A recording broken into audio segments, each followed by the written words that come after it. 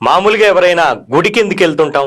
మన కష్టాల్ని ఆ భగవంతుడికి చెప్పుకోవటానికి, వాటి నుంచి విముక్తి ప్రసాదించమని, బాగా డబ్బులు సంపాదించాలని, కుటుంబంతో సుఖ సంతోషాలతో ఆరోగ్యంగా ఉండాలనే కోరుకుంటాం.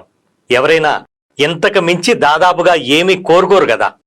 మరి ఆ భగవంతుడు డైరెక్ట్గా వచ్చి మనకేమైనా డబ్బులిస్తాడా? ఇవ్వడు కదా. మన కష్టాలకు చెల్లించో, ఇంట్లో వారి పూజలు ఫలించో, పోనీలే ఒక్కసారి అవకాశం ఇద్దామని మీకు ఎవరో ఒకరి ద్వారా రియల్ ఎస్టేట్లోకి రమ్మని ఆహ్వానం లభిస్తుంది. ఎందుకంటే మీరు ఆ భగవంతుని కోరుకునే అన్ని కోరికలు ఇక్కడ నెరవేరుతాయి కాబట్టి. అందుకే ఎవరైనా రియల్ ఎస్టేట్లోకి రమ్మంటే దైవాగ్నిగా భావించి మనస్ఫూర్తిగా బిజినెస్ చేయండి. మీ కోరికలన్నీ నెరవేర్చుకునే అవకాశం ఒక్క రియల్ ఎస్టేట్తోనే సాధ్యం.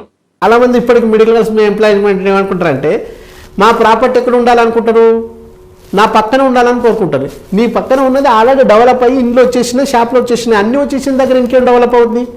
ఇప్పుడు ఈరోజు హైటెక్ సిటీలో గజం 2 lakhs ఉంది. ఈ 2 lakhs దగ్గర నువ్వు పెట్టి ఏదన్నా ఇన్వెస్ట్మెంట్ చేసినా అది 4 lakhs కావడానికి ఎంత టైం పడుతుంది? దాదాపు 4 lakhs కావడానికి స్కోపే లేదు. ఎందుకంటే ఒకనొక దశకు వచ్చిన తర్వాత స్టాగ్నేట్ అవుతుంది.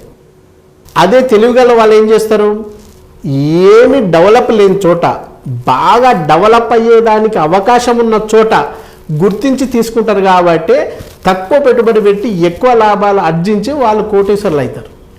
కానీ మిడిల్ క్లాస్ వాళ్ళు ఏం చేస్తారు, వాళ్ళకి దీని మీద సంపూర్ణమైన అవగాహన లేకపోవడం వల్ల వాళ్ళ చుట్టుపక్కల తీసుకోవాలనుకుంటారు.